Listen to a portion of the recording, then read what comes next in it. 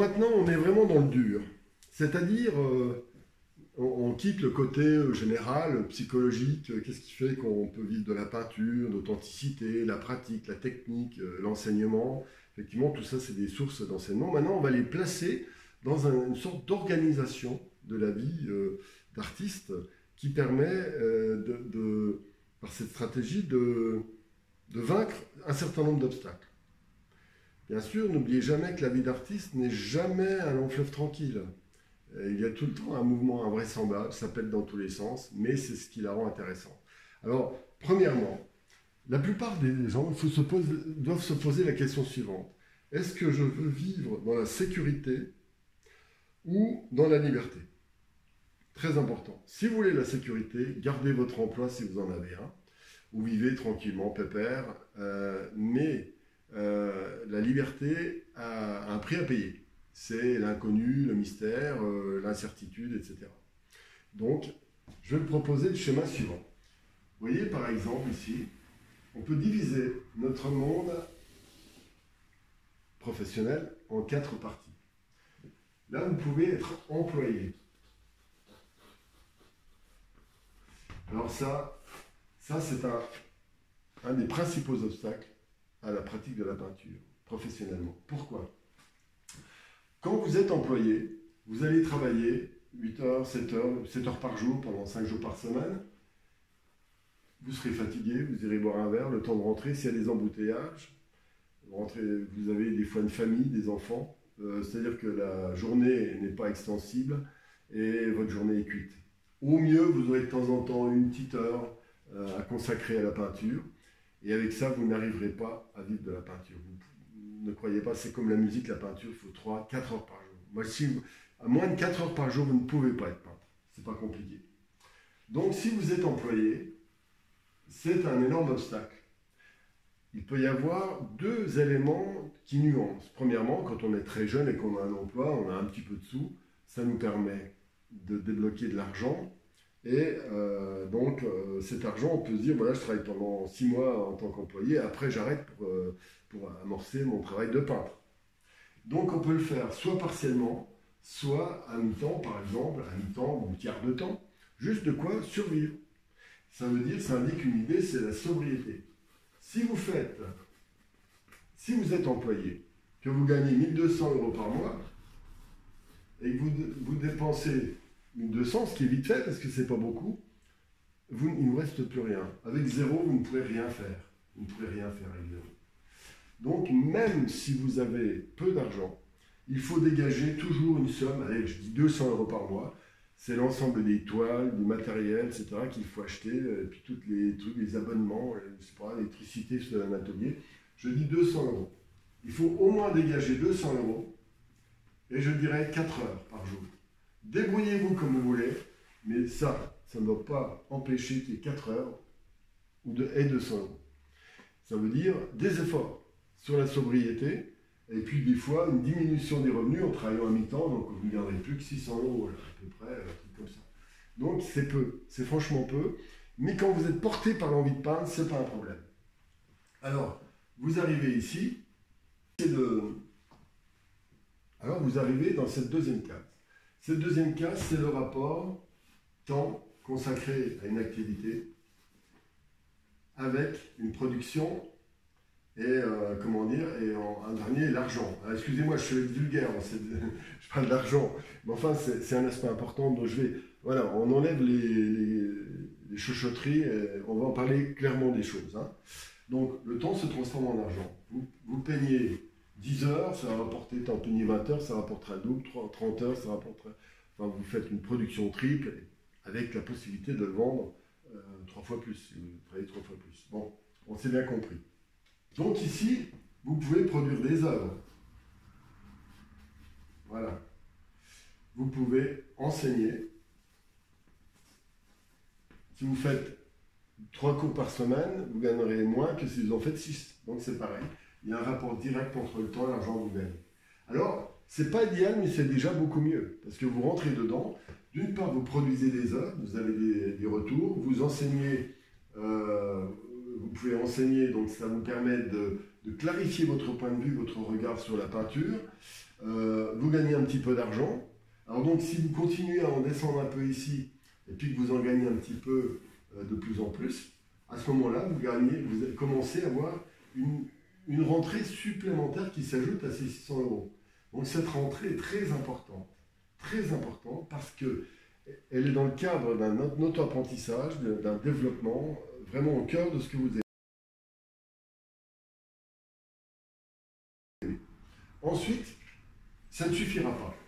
Parce que si vous restez là, je connais beaucoup de peintres qui sont restés dans cette phase-là, eh bien, ils ont vécu l'enfer parce qu'ils ont continué, toujours dans une logique de séduction, séduire la galerie, séduire les clients, rester toujours pareil, parce qu'il était fondamental qu'il faut garder ses clients. Il y a une peur. Alors, ça revient un peu à la peur de l'employé qui craint de perdre son emploi.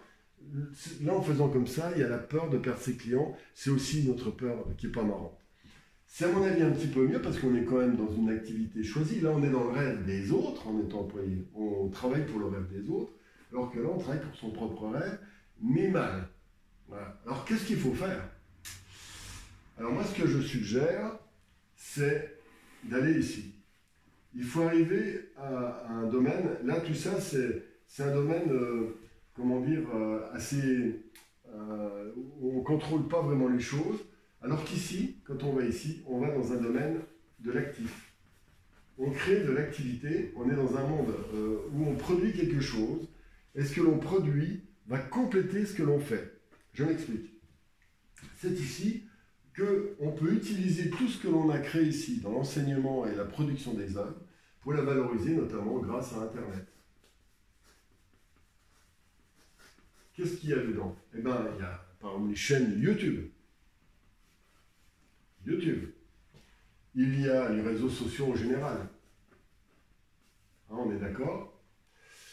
Maintenant, il y a dedans deux éléments. Dans YouTube, il y a la publicité. Bon, c'est pas grand-chose, mais ça peut faire quand même 1000, 2000 euros par an sans grande difficulté, avec moins d'1 million de vues, par exemple. Hein. Ensuite, il y a les réseaux sociaux, un peu pareil, mais là, il faut bien les utiliser. C'est du travail. Mais tout ce que vous mettez de cette manière-là revient en revenu passif. Pourquoi c'est si important? Vous allez voir. Ensuite, il y a dedans des possibilités de créer des éléments directement vendables. Alors, il y a les formations. Bon, il faut aimer parce que après, c'est compliqué aussi. C'est du travail, ça aussi. Hein. Mais les formations, quand elles sont faites et que vous en vendez 7-8 par mois à 200 euros, ça vous fait une recette importante, supérieure des fois à un salariat complet ici. Hein. Formation, donc autour de la peinture. Ensuite, il y a par exemple les e-books, qui sont aussi très intéressants, très à la mode, on va dire. Il y a les cours, formation ou cours par correspondance, un peu les deux. Donc, ça fait déjà pas mal d'éléments. Ensuite, là, on est dans une logique de création d'entreprise, d'activité sous forme d'entreprise. C'est-à-dire que l'activité peut être modeste ou alors considérable. Alors, dans ce cas, vous pouvez vous faire aider, mais alors une secrétaire, d'avoir des gens qui font du démarchage pour vous, voilà, il y a plein de solutions. Donc, on est dans une logique d'entreprise, autour de votre production artistique. À ce moment-là, il y a aussi, comment dire, des entreprises qui pourraient être créées. C'est là qu'on pourrait créer une entreprise de mosaïque.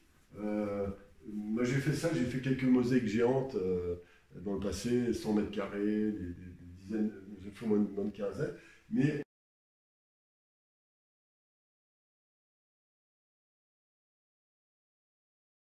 on peut faire aussi, je sais pas, de la déco. On peut étendre le travail ici pour s'en servir comme vecteur d'un développement de business, le mot business, de décoration, etc. Il peut y avoir des éléments périphériques en collaboration avec d'autres personnes. Alors là, il peut y avoir des collaborations. Là, on est vraiment, à ce moment-là, il y a dans tout ça un jeu de relations qui est passif. C'est-à-dire que tout ça peut demander du travail à construire, mais quand c'est construit, ça rapporte des revenus, ce qu'on appelle les revenus passifs. À ce moment-là, progressivement, ces revenus vont augmenter. Quand ils augmentent vraiment beaucoup, Et ça peut venir assez vite, hein, des gens qui peuvent vendre des formations. Sur YouTube, les recettes publicitaires, les formations, les stages, comment dire, les e-books. Il y a beaucoup d'éléments qui peuvent se... Il y a aussi un élément qui est important, c'est qu'on peut faire ce qu'on appelle des affiliations. À ce moment-là, c'est-à-dire qu'on se met en contact avec des entreprises et on devient quelque part des sortes de commerciaux, entre guillemets, un peu particuliers. C'est-à-dire on expérimente profondément des matériaux. Alors là, il faut être très honnête, bien entendu. Et on se fait un petit peu un lien et on touche quelque chose là-dessus. Mais quand c'est sur un plan massif, ça peut faire un revenu supplémentaire. Donc ça, plus ça, plus ça, plus ça. Et chacun fait comme il veut. Certains vont faire que des e-books, d'autres vont faire que des formations, d'autres vont faire que YouTube, d'autres vont faire que des affiliations. Peu importe. Ce qui compte, c'est que tout ça fait des revenus passifs. Donc ces revenus passifs sont importants parce qu'ils sont un complément avec ça. C'est-à-dire si vous vendez quelques tableaux, vous faites un peu d'enseignement, et en plus vous avez des revenus passifs, là vous commencez à être bien. Mais ce n'est encore pas suffisant. Pourquoi? Parce que vous pouvez très bien être là-dedans, vous pouvez avoir un loyer à 500 € pour votre appartement, 800 pour une maison, et puis un atelier qui vous coûte 300-400 €, etc. Donc vous avez des dépenses importantes. Dès que vous avez quand même des besoins de stockage, de travail, de volume, ça augmente les dépenses locatives, par exemple. Et puis, donc à ce moment-là, il est très important de passer à une autre étape. C'est une étape où on doit, à mon sens, incarner par une structure, on pourrait dire, comment dire,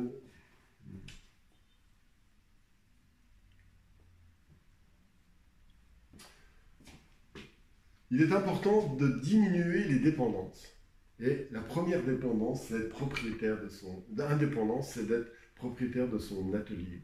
Et si possible, bien sûr, d'un petit appartement à côté. Évidemment, si vous avez 4 enfants et des besoins importants, vous ne pouvez pas faire ça. Donc, c'est pour cette raison, pardon, ici. C'est pour ça qu'il faut... on reste dans la logique de la sobriété au début. Hein. Donc, atelier. Il faut s'acheter son atelier, c'est une sorte d'immobilier. Vous devenez le locataire, plutôt que de donner de l'argent à un locataire, à un propriétaire pour avoir droit à avoir ça, vous achetez votre atelier, un truc pourri, complètement pourri, un appart, mais au moins vous avez quelque chose, et à ce moment-là, vous créez un nid d'indépendance très fort, et puis après il faut bosser, hein, attention, placo, machin, truc, fait ce qu'on veut, un coup d'électricité, mais sans luxe, sans rien au début. Mais peu importe, vous créez une formidable autonomie. Atelier et si possible, appartement ou maison, voilà. Ça, c'est la clé. Si vous n'avez pas ça, vous êtes en danger en étant pratiquant des arts. À moins que vous ayez un conjoint, une conjointe qui a des revenus. Dans ce cas, bien sûr, tout ce que je dis là n'est valable que pour des gens qui sont les moteurs des revenus d'un foyer, par exemple. C'est évident. Ensuite, il faut investir quelque part. L'investissement, c'est aussi l'étude. Sans arrêt, étudier, faire des recherches, apprendre et voyager, c'est là où on va, par exemple, rencontrer d'autres peintres, approfondir le travail des autres, développer aussi une santé dans sa manière de vivre, dans sa relation. Le fait que vous ayez de l'argent, le problème n'est plus l'argent, mais vous créez une sorte de capital général qui va enrichir l'univers. C'est là où va se trouver une véritable joie de vivre. Et si vous gagnez beaucoup d'argent, par exemple, ça m'est arrivé pendant quelques années, j'ai vendu pas mal de tableaux, voilà, et bien à ce moment-là, j'ai même acheté un petit immeuble. L'immobilier est intéressant parce qu'il crée des ressources. N'oubliez pas, alors là je parle comme un vieux de la vieille, c'est très souvent quand on pratique ce genre de choses, on n'a pas beaucoup de retraite, on n'a pas les sécurités habituelles, donc c'est bien de se la créer. Moi je conseille un petit peu d'immobilier, puis après on rentre dans les logiques de business habituellement, mais il est important de compléter, même, je dirais c'est presque en dehors du monde de l'artiste, mais des revenus. Si on peut sortir de l'argent, on fait des ressources supplémentaires. Donc pour résumer, il faut absolument tenter d'éliminer le fait d'être employé. Si on l'est, il faut y être un petit peu, et toujours réserver 200 € par mois et 4 heures, hein, à la louche, hein, pour pouvoir pratiquer intensément et vendre. Quand on vend, on a un petit peu d'argent, et quand on enseigne, on a un petit peu d'argent. Et à ce moment-là, il faut l'investir dans les revenus passifs qui sont dans le cœur de notre métier. À mon avis, YouTube, les réseaux sociaux, les formations, les e-books, tout ce qui fait qu'il y a un retour, ou même des petites entreprises particulières, comme je dirais, produire des mosaïques, etc., en employant des gens pour démultiplier notre capacité de production, par Internet, mais aussi par la collaboration. À ce moment-là, on a suffisamment de moyens, et il est très important immédiatement de se rendre autonome en étant propriétaire de son atelier et de sa maison. Ça paraît bizarre, mais quelqu'un qui a une petite maison et un jardin est un révolutionnaire, comme dirait Pierre Rabhi. Maintenant, il est toujours nécessaire d'apprendre, donc ça peut coûter de l'argent, et il est fondamental d'être toujours en capacité d'augmenter quelque part, c'est une augmentation de votre capital. Là, c'est un capital intellectuel, là, c'est un capital physique, mais à ce moment-là, vous créez les conditions d'être tout le temps en renouvellement. Et l'avantage de ça, c'est qu'on surfe sur la modernité, c'est-à-dire le monde bouge, même Internet bouge, eh bien on est toujours dedans quand même. Alors que celui qui continue à être ici, eh ben, il produit ses petits tableaux, puis un jour il est plus à la mode, ah bah ça y est, il faut qu'il arrête. Voilà. Donc il faut absolument essayer rapidement de se séparer de ça. On peut l'utiliser un peu au début. Là, rapidement, il faut aussi arrêter. C'est-à-dire ne plus, ça veut dire ne plus avoir besoin de vendre. C'est un petit peu mon cas. J'ai encore besoin de vendre un peu, mais ce n'est pas de cette manière-là que je cherche à vivre. J'ai 64 ans, hein, donc pour les jeunes, des fois il faut passer par là. Il faut passer par là, c'est très important. Et maintenant, je suis un jeune geek, donc je m'intéresse à ça. Voilà, donc très important, voilà, de cette gestion de la manière de gérer sa vie artistique d'un point de vue financier est essentielle. Pour certains, ça va paraître vulgaire, mais si vous ne faites pas ça, vous êtes mort. C'est pas la peine. Moi, je fais partie des rares qui vivent de ça depuis si longtemps. Mais sinon, bah, on va voir des fois, on va gagner plein d'argent, des fois plus rien. Voilà. Et je suis, comment dire, nous sommes deux, donc j'ai deux enfants. Mais en fait, malgré tout, ma femme aussi est artiste, où elle a une vie un peu équivalente. Donc, si vous voulez, je ne suis pas en sécurité du tout, mais c'est par cette rigueur de gestion et d'organisation que j'ai pu m'en sortir pendant si longtemps. Voilà, bah je pense que ça peut s'adapter à toutes les époques, ça par contre. Les modes peuvent s'adapter à ça. En revanche, si vous restez dans la logique, par exemple, temps, argent, et vous produisez des œuvres, etc., là vous risquez gros. Donc, je suis prêt à répondre à vos questions. N'hésitez pas à écrire en dessous de la vidéo, dans les commentaires. Vous pouvez liker et aussi comment dire, vous abonner à la chaîne. En vous remerciant. Et puis, je suis prêt à répondre à n'importe quelle de vos questions.